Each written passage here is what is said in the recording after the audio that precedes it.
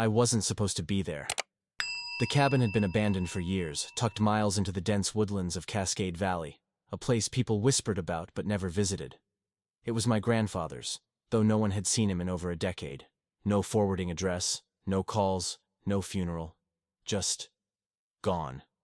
And when his old key showed up in my mailbox with no return address, curiosity got the better of me. It took nearly 3 hours to hike through the twisted trees and overgrown trails. The deeper I went, the quieter it got. Not peaceful quiet. Watching quiet.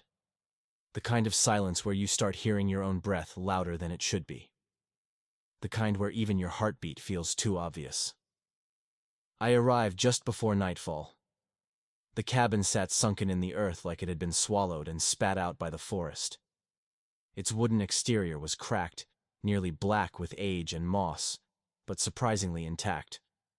One creaky door, one dusty window, no electricity, no cell service. No one around for miles. Perfect for a quiet weekend to unpack my thoughts. Or so I thought. The first night was uneventful. I lit candles, boiled water from the nearby stream, and found a few canned goods tucked behind the cabinets. The inside of the cabin smelled of old wood and dust, but not rot. It was like the place had been sealed in time. At exactly 3:17 a.m., the knocking started. It wasn't frantic, just 3 slow, deliberate knocks. Like someone wanted to be heard, but not let in. At first, I thought it was an animal, maybe a branch tapping in the wind. But when I stood by the door and listened closely, I heard it again. 3 knocks, precisely spaced, too clean, too human. I didn't move. I barely breathed. Another knock, then silence. I must have stood there for a full minute before slowly lifting the corner of the curtain beside the door. That's when I saw him. A tall man, standing just outside the glow of the porch lantern, wearing what looked like a doctor's coat. Stiff, spotless white despite the mud. In his hand was a battered first aid kit. I stared for a few seconds, trying to process what I was seeing. His face was calm, not smiling, not threatening, just watching. Then he tilted his head slightly and whispered, just loud enough for me to hear through the door. "I'm here to help." Every instinct in me screamed to run. But I was in the middle of nowhere. No phone, no weapons, no backup. I didn't even remember locking the door. "I didn't call for help," I said, barely above a whisper. "I know," he replied, still not moving, "but you need it." And then he did something I'll never forget. He said my name, clearly, calmly, first and last, like he'd known me all my life. I backed away from the door so fast I nearly tripped over the chair behind me. I didn't respond. I didn't dare. Just stood there, in the dark, listening. No more knocking. No footsteps. No voice. Just the creaking of old wood. And the sudden, sharp click of the front door locking itself. I didn't sleep the rest of that night. The doctor didn't knock again. Didn't call out. Didn't move. I watched from the crack in the curtain for what felt like hours. He just stood there, like a misplaced mannequin, still and silent, the first aid kit clutched tightly in his hand. By dawn, he was gone. The forest outside was untouched, undisturbed. No footprints in the mud, no signs of life. Just the slow sway of pine branches and a low, creeping mist that hadn't been there the day before. I should have left then. Packed my bag, headed back down the trail, and forgotten the cabin ever existed. But something kept me there. Not fear. Not stubbornness. It was like the place itself didn't want to let me go. By midday I convinced myself it had been a hallucination. Isolation messing with my head. Until the second knock came. This time in broad daylight. 3 sharp raps. Exact same rhythm, as if the night had never ended. I froze, heart thudding in my ears. My fingers itched toward the fireplace poker leaning against the stone wall just in case. And like last night, I crept toward the curtain, pulled it back just enough. There he was. Same white coat, same eerie calm, same rusted first aid kit. Only this time, he was smiling. "May I come in, Emma?" My throat dried instantly. I hadn't told him my name. I hadn't said a word to him. "Who are you?" I asked, not opening the door, not moving any closer. He tilted his head. That same, disconcerting tilt. "I'm the one who's always been here. Don't you remember?" The words chilled me. Not just the tone, but the certainty in his voice, like I was the one who had forgotten something important, like I was missing something obvious. "No," I said, my voice breaking. "I've never met you in my life." He didn't blink. Just studied me like a doctor examines a patient before delivering bad news. "You had a dog named Pepper, a golden retriever, loved peanut butter, hated thunder." I stepped back from the door. "You fractured your left wrist falling off a treehouse when you were 9. Still gets sore when it rains." A dizzy wave of nausea rolled through me. "How do you know that?" He smiled wider. "You told me."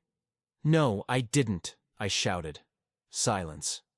Then, he bent slightly, placing the kit gently at the base of the door like a gift. He tapped it twice, softly. "It's time, Emma. You'll remember soon enough." Then he turned around and walked into the woods. I stood there for a long time, staring at the dented metal case on the porch, too afraid to bring it inside, and too terrified to leave it out. It was already past dusk when I finally opened the door. The kit was still there, waiting for me like it knew I would cave. The handle was colder than ice. I didn't open it right away. The first aid kit sat in the middle of the floor like it had always belonged there, its metal shell catching flickers of candlelight. It wasn't large, maybe the size of a lunchbox, but it felt impossibly heavy when I brought it inside. Not just physically, but emotionally. Like it carried something meant to stay buried. I stared at it for hours, pacing around the room, inventing reasons to avoid it. What if it was trapped? What if it was empty? What if it wasn't? Eventually, curiosity outweighed caution. I grabbed a pair of thick gloves from the utility shelf and unlatched the kit with trembling fingers. It didn't open with a snap or dramatic hiss, just a slow, reluctant creak, like something waking up after too long underground. Inside, the contents were wrapped in an old cloth, gray and stiff with age. The smell hit me first, coppery, sour, with an undercurrent of rot. Not fresh, not recent, old. I pulled the cloth back, inch by inch, and there they were. Surgical tools, bone saws, scalpels, forceps, all rusted, all stained. Some were warped like they'd been pulled from a fire. Others had names etched crudely into the handles. First names: Emma, Sarah, Lila, Charlotte. My breath caught when I realized they were all women's names. I reached for a scalpel. It was still wet. That's when I saw it, tucked beneath the tools like an afterthought. A photograph. I froze. My fingertips went numb. It was a picture of me. Asleep. Lying in bed in this cabin. Last night. My hair was spread across the pillow exactly how I remembered. The corner of the red quilt was folded up the same way I'd left it. The candlelight cast the same shadows across the wall. But I live alone. I never left the door unlocked. My eyes scanned every corner of the cabin. I checked the windows, the closets, under the bed. Every creak of the floorboards beneath my feet felt like a breath on the back of my neck. Then I noticed something else in the photo. The doctor's reflection, not in a mirror, there wasn't one in the room, but in the window, just behind me. He wasn't looking at the camera, he was looking at me. I dropped the photo and slammed the kit shut, breath hitching in my throat. I wanted to burn it, torch the whole cabin and run, but I didn't, because in the far corner of the kit, under the tools and cloth and filth, was a tiny strip of yellowed paper, a prescription slip. Patient name: Emma Rowe. Procedure: soul reclamation prescribing. Doctor: illegible signature. Date: tomorrow. I stared at it for a long time, and then I heard it.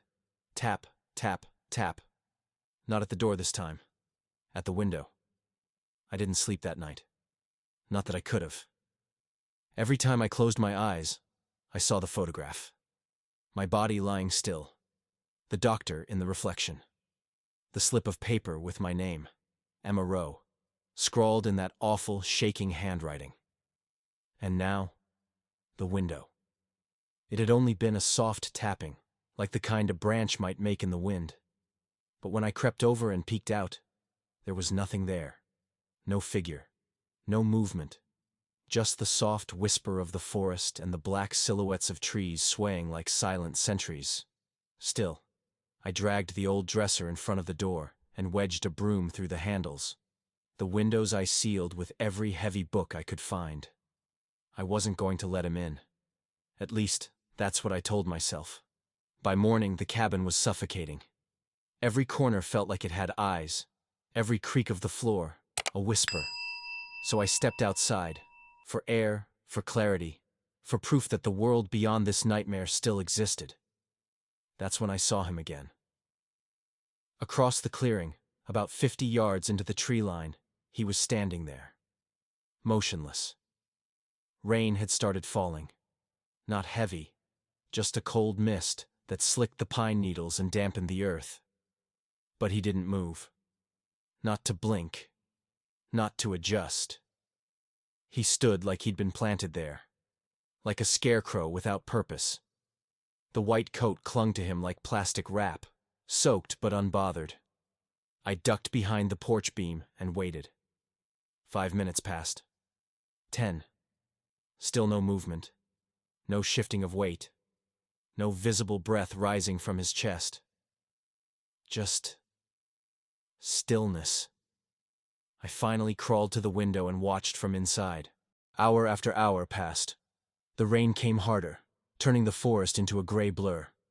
But the doctor didn't flinch, not once. At some point I convinced myself I was seeing things. A trick of light. Maybe a leftover scare from the night before. So I left the window and collapsed into the chair by the fireplace. That's when I heard it. The front door creaking. I turned slowly, heart in my throat, and saw it. Wide open. The dresser I had wedged against it was toppled. The broom lay splintered in two on the floor. Rain misted through the doorway, but no one was there. I stepped cautiously toward the porch, every nerve in my body screaming. The clearing was empty. No figure in white, no footprints. Just one thing had changed. The first aid kit. It was back on the doorstep. Only this time, it was open. And inside lay a fresh scalpel, gleaming clean and new, and something even worse. A lock of my hair, bound in a red silk ribbon. I didn't leave the cabin for the rest of the day. Something about the lock of hair in the kit changed everything. The rain hadn't stopped, but now it wasn't the storm outside that rattled me. It was the idea that someone had been inside while I slept, that someone had cut my hair, that someone had stood beside me, knife in hand, while I was completely unaware. But that wasn't what made my blood freeze. It was the ribbon. A deep, red silk ribbon. Exactly like the one my mother used to tie my braids with when I was 5. The one she said had been passed down from her mother before her. I hadn't seen it in years. I thought it was lost in a box, maybe packed away with old toys. But now, here it was, inside a dead man's surgical kit.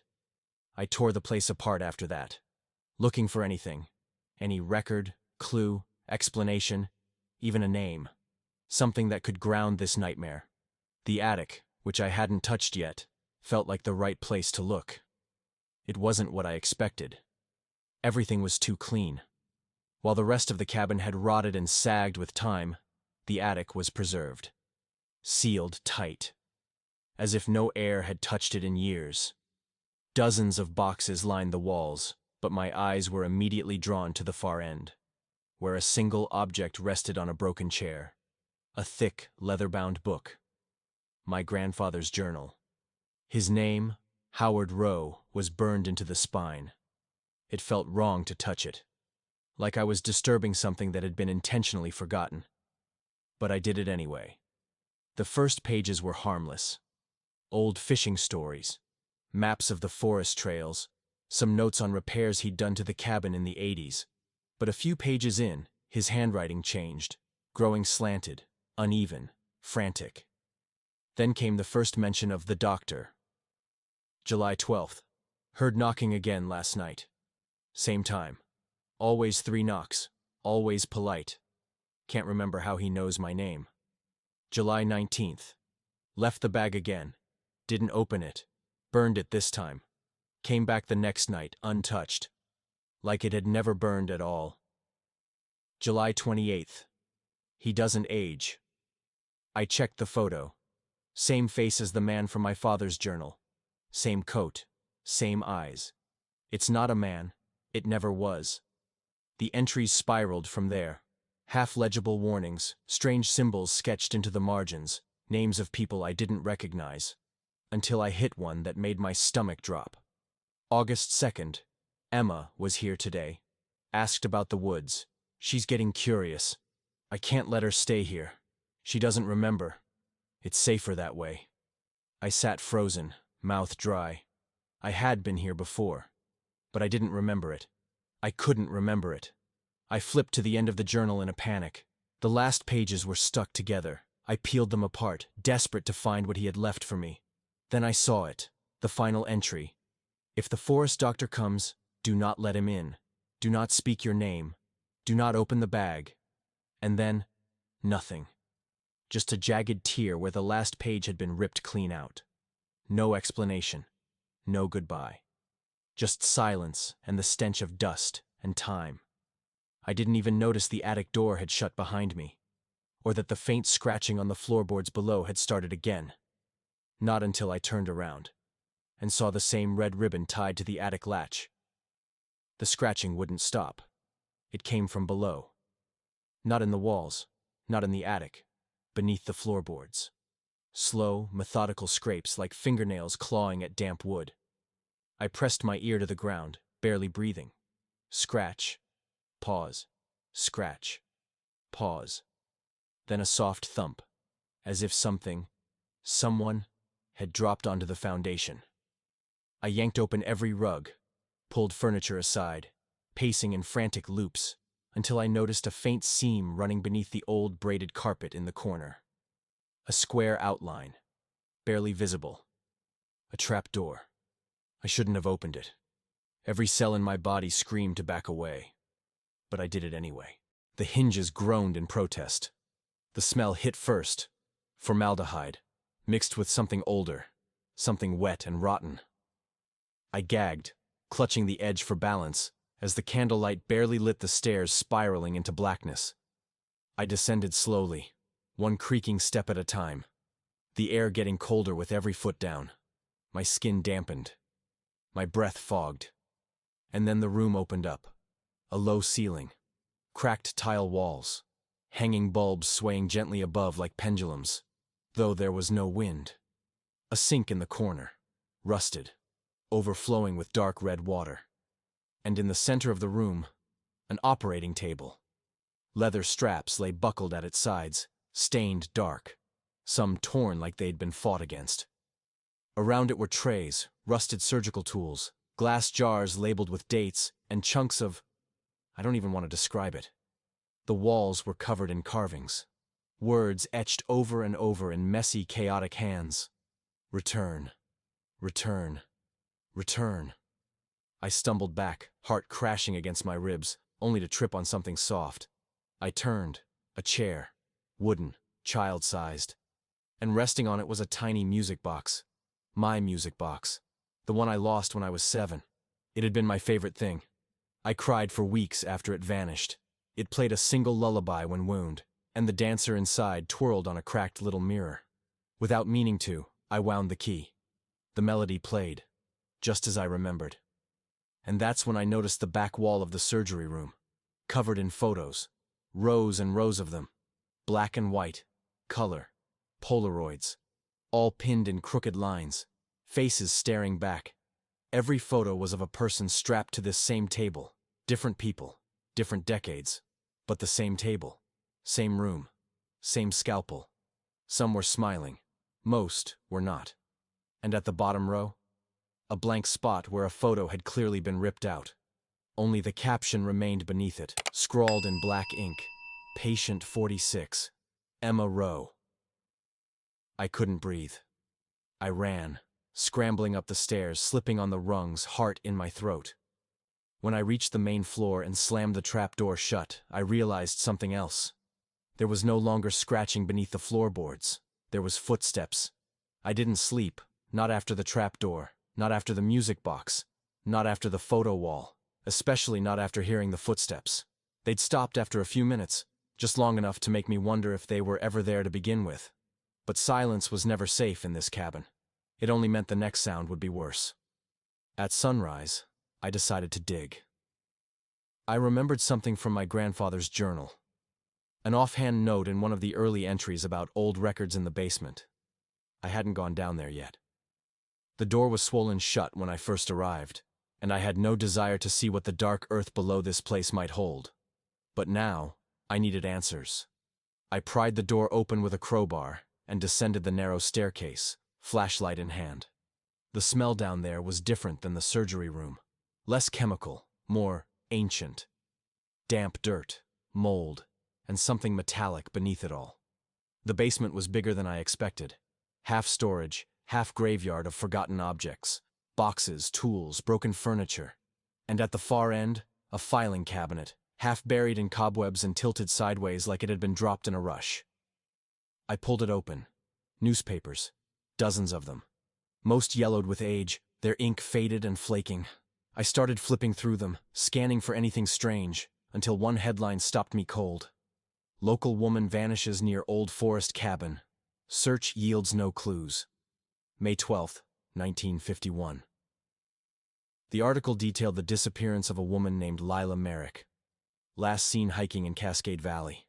No remains, no suspects, no trace. The next article was nearly identical. Different name, same story. Sarah Devon. 1956. Charlotte Keene. 1964. All women. All gone.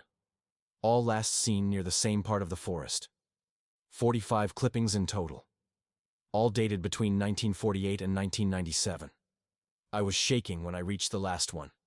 Missing hiker's body never found. Presumed deceased. August 18th, 1997. No photo. Just a name. Patient 46, Emma Rowe. The name didn't register at first. It couldn't be me.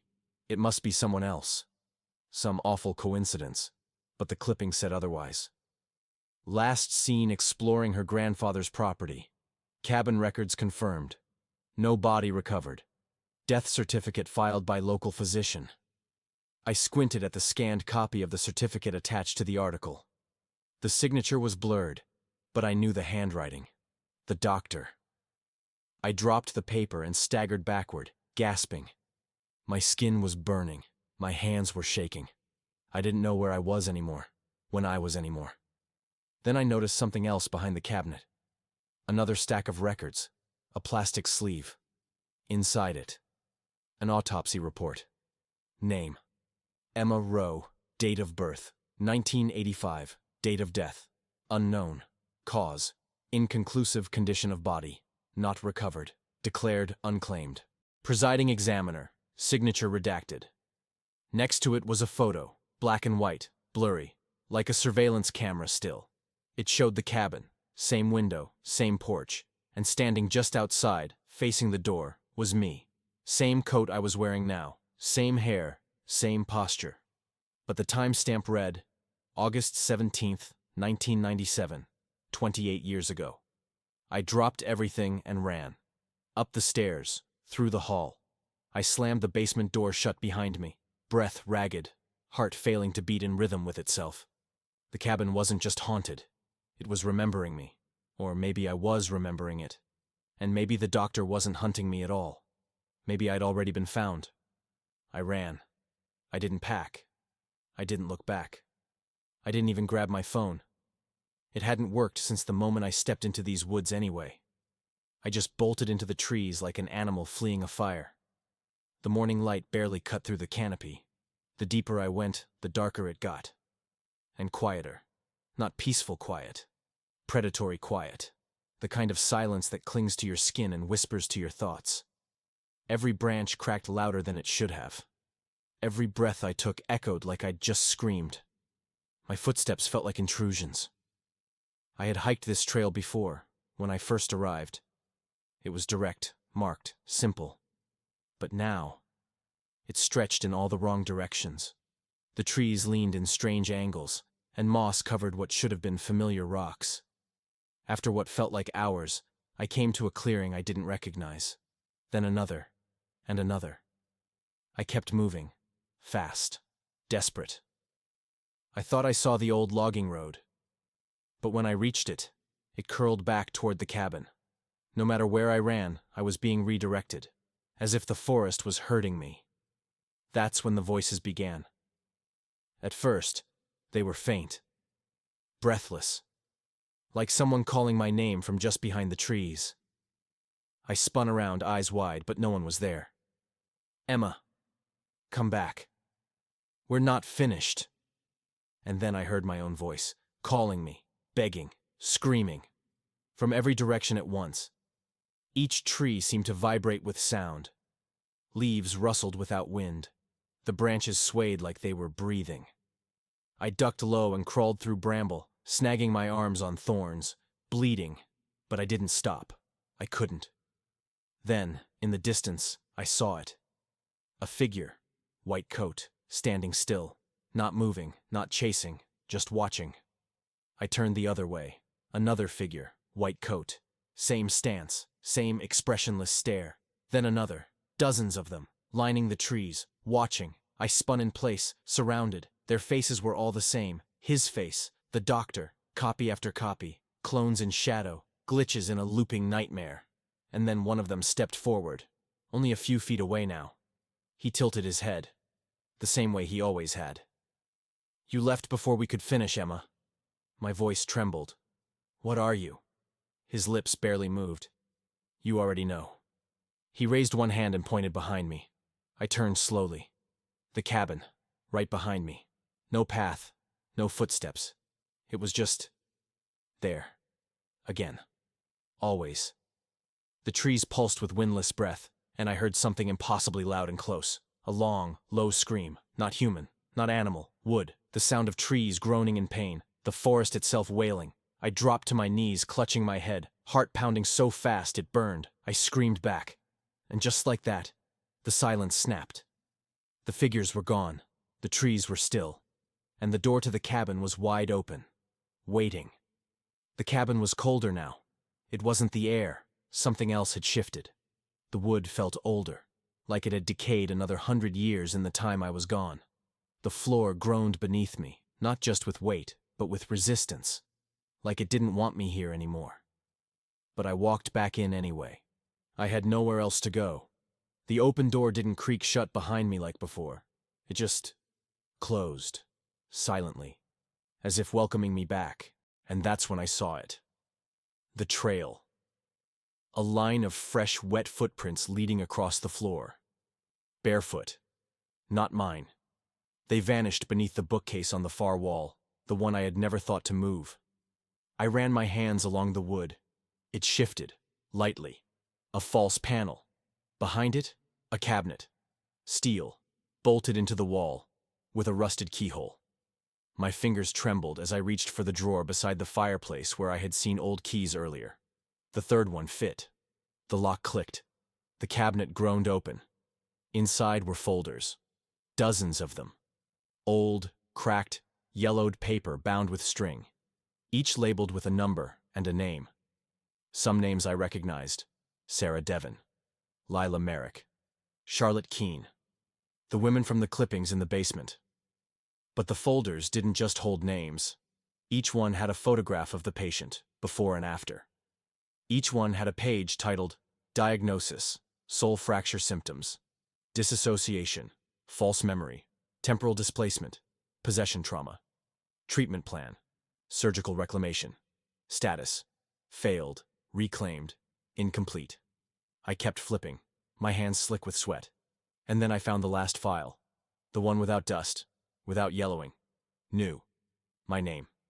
Patient, 46, Emma Rowe. I opened it with both dread and need. Inside was a photo of me, taken just days ago, standing outside the cabin, just before the knock. Another sheet beneath it listed my vitals, my age, my childhood injury, the broken wrist. Even the name of my dog, every detail accurate. The diagnosis, soul fracture, stage 4, symptoms, night terrors, temporal loops, memory suppression, return resistance. And then this line, scheduled procedure, surgical reclamation, 12 a.m., August 18th tonight. I dropped the file, but something else fell out with it. A page torn from another book. My grandfather's handwriting. Scrawled, erratic. You were the only one he couldn't finish. You ran. You forgot. I tried to protect you by burying the cabin, by hiding the files. But the forest remembers. And now that you're back, he can finish what he started. A slow creaking came from above, from the attic. Then below, the trapdoor, both opening, at once. The house began to hum, low and rhythmic, like breath through rotting lungs. The candles on the fireplace lit themselves. The wood warped inward, groaning like it was inhaling me. And through the floorboards, the walls, the very bones of the place. I heard his voice. Emma, it's time. The air inside the cabin shifted. It was thick, warmer now, but not from fire. From breath. Like the walls were exhaling. The floor beneath my feet pulsed with something alive. Candles I hadn't lit lined the walls, flickering in perfect rhythm. Like a heartbeat. And the cabin door behind me, the one I had once held shut with all my strength, sealed on its own with a low groan, as if it had never truly opened at all. The room was no longer mine. It belonged to him now. I turned, and he was already there. The doctor, closer than before. Pale skin, ageless face, the same sterile coat but no bag this time. He didn't need it anymore. He didn't speak. He just tilted his head, gently, and lifted his hand. The trapdoor creaked open behind me. I felt myself walk toward it. Not because I wanted to, but because it was time. Down I went. The surgery room was no longer abandoned. The lights hummed. The operating table gleamed. Fresh tools sat in perfect alignment beside it. Gleaming scalpels, needles, bone saws polished like they were waiting for a ceremony. And around the room, in a perfect circle, stood the others. The missing, the 45th before me. Some wore hospital gowns, others were frozen mid-surgery with open scars across their scalps, their abdomens, their throats. But they were alive, eyes following me, heads turning slowly as I entered. Some whispered, some wept, some smiled. The doctor guided me to the table with a gentle hand at my back. I couldn't resist. I couldn't even speak. The straps buckled themselves. Cold leather pressed against my wrists, ankles, chest. I could feel the pulse in my throat pounding against the pressure. The circle of candles flared, and then he spoke, calm, precise, tender, even. You were always my favorite, Emma. He raised the scalpel over my chest. I remembered the music box, the broken mirror, the woods, the screams, my mother's red ribbon, my grandfather's eyes, and then I remembered everything. The first time, the original surgery, how I had escaped, just barely, how I had run so far, so fast, that even time lost track of me, how the forest had tried to keep me safe, looping the paths, hiding the cabin, distorting the years, until I returned, until the knock. The doctor smiled down at me, the scalpel gleaming in his hand.